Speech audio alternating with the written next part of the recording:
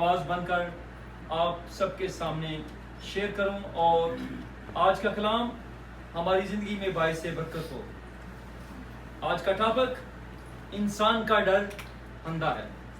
میں بیٹی نینکا کو خداوند کے مذبح پر دعوت دوں گا کہ وہ آج کا کلام پڑھنے میں ہماری رہنمائی کرے۔ امثال کی کتاب اس کا 29 باب اور اس کی 25 آیت۔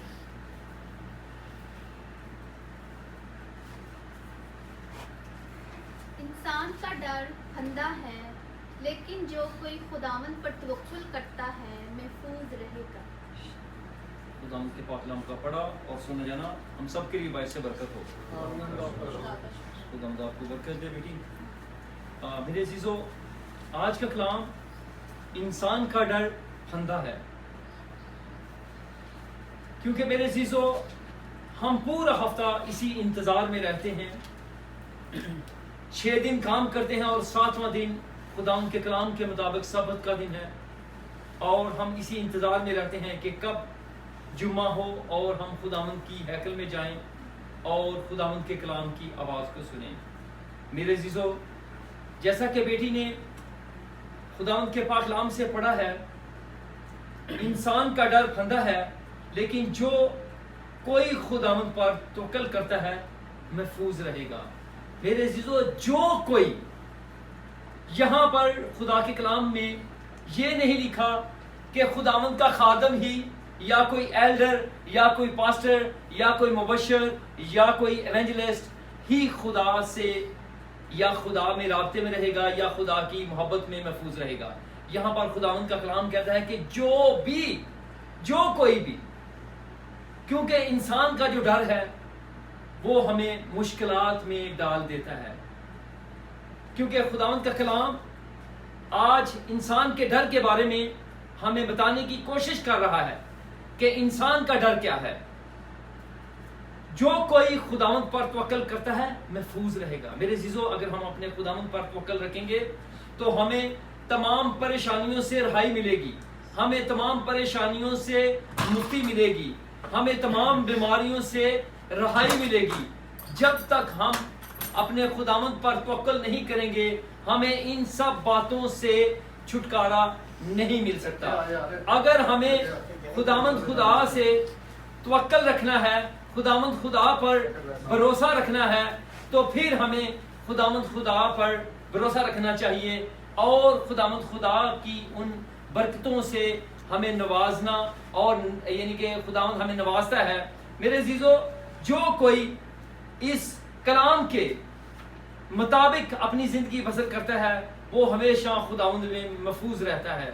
اور زیادہ تر میرے عزیزو، خداوند کا کلام یہی کہتا ہے کہ اپنے آپ کو تیار کرو، کیونکہ جو آخری دن ہے وہ بہت نزدیک ہے۔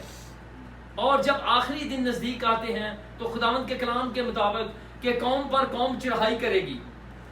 اور خداوند کا کلام یہ بھی بیان کرتا ہے کہ اگر کھیت میں 2 بیل ہیں تو 1 بیل اٹھا لیا جائے گا، اگر 2 رستے میں کوئی آدمی جا رہے ہیں تو 1 اٹھا لیا جائے گا۔ اور خداوند کا کلام یہ بھی بیان کرتا ہے کہ اب وقت ہے کہ ہم خدا کا کلام اپنے دلوں میں رکھیں، کیونکہ کلام جو ہے وہ ہمارے ہاتھوں سے اٹھا لیا جائے گا، اور وہی کلام ہوگا جو کہ ہمارے دل میں رہے گا، جو ہمیں یاد ہوگا، جو ہم خداوند کے کلام کو اپنے اندر ریسیو کریں گے، وہی ہمیں اس ڈر سے نجات دے گا۔ میرے عزیزو، ڈر صرف جسمانی نہیں بلکہ ہمیں روحانی ڈر بھی ہوتا ہے۔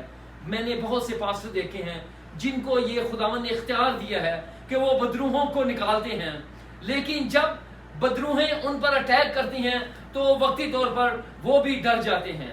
تو اس لیے ہمیں آج انسان کا ڈر کس طرح دور ہونا چاہیے، اس کے بارے میں ہم چند ایک باتوں پر غور کریں گے۔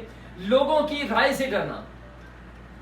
سب سے پہلے ہم یہ دیکھیں گے کہ ہمیں لوگوں کی رائے سے کس طرح ڈرنا ہوتا ہے، کیونکہ جب بھی ہم کوئی اپنا فیصلہ کرتے ہیں تو ہم یہ سوچتے ہیں کہ میں اگر کسی سے رائے لوں گا تو وہ مجھے رائے غلط دے گا یا مجھے رائے اچھی دے گا، تو ہم اس بات پہ بھی ڈرتے ہیں۔ تو میرے عزیزو، جب بھی ہم نے کوئی بھی فیصلہ کرنا ہے، چاہے وہ دنیاوی ہو چاہے وہ روحانی ہو، ہمیں حوصلہ سے، ہمیں ہمت سے اور ہمیں خدا کے کلام کے مطابق پختہ ایمان میں ہو کر فیصلہ کرنا ہے، پھر ہم انسان کے ڈر سے جو ہے وہ ہماری زندگی سے وہ جاتا رہے گا۔ دوسری بات، حق کی بات کہنے سے بھی ہم گھبراتے ہیں۔ میرے عزیزو، کبھی کبھار یہ ہوتا ہے کہ میں یا آپ کسی کے بارے میں کوئی بات کرتے ہیں، اگر آپ حق میں بھی ہیں تو پھر بھی دوسرے بندے کو یہ محسوس ہوتا ہے کہ یار یہ بندہ میرے حق میں بات نہیں کر رہا، تو حق کی بات، سچی بات کرنے میں بھی ہم کبھی کبھی گھبرا جاتے ہیں۔ تو میرے عزیزو، جب تک ہمارے دل میں ڈر ہے تو ہم سچی بات کبھی بھی نہیں کہہ سکتے۔ اس لیے اگر ہمیں سچی اور کلام کی باتوں کو اپنے اندر ریسیو کرنا ہے تو پھر ہمارے اندر جو ہے وہ حق کی بات کہنے کا حوصلہ ہونا چاہیے۔ میرے عزیزو، تیسری بات، خدا کی بجائے انسانوں کو خوش کرنے کی کوشش کرتے ہیں ہم۔ میرے عزیزو، خداوند کا کلام کہتا ہے کہ جو کام کرو جی جان سے کرو، یہ جان کے کہ میں خداوند کے لیے کرتا ہوں، نہ کہ میں انسانوں کے لیے کرتا ہوں۔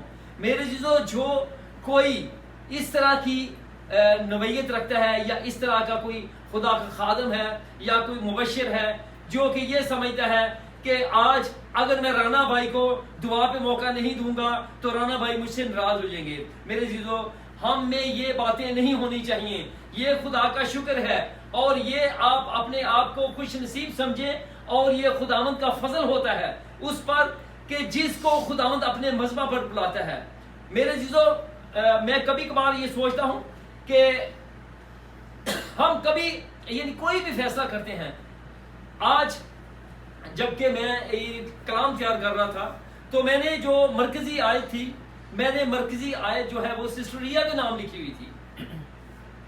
جو میں نے اپنے دل میں فیصلہ کیا تھا وہ یہ تھا، میں نے پیپر پہ لکھا ہوا تھا کہ میں سسٹر ریا کو بولوں گا کہ سسٹر ریا خداوند کے مذبح پر آ کر آج کی جو مرکزی آیت ہے وہ پڑھے، لیکن خداوند کو یہ منظور نہیں تھا۔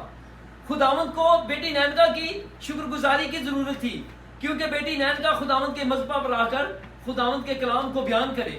تو یہ میں سمجھتا ہوں کہ سسٹر نینکا کے لیے باعث سے برکت ہے، اور یہ ان پر یہ خداوند کا فضل تھا کہ آج ان کے یعنی کہ ذہن میں بھی نہیں تھا، کیونکہ میں نے سسٹر نینکا سے پہلے ایک اور سسٹر کو بولا اور اس نے ریفیوز کیا، لیکن یہ بھی میں سمجھتا ہوں کہ شاید خداوند کی مرضی، یا اس کو شیطان نے ورگلایا، یا وہ ذہنی طور پر تیار نہیں تھی۔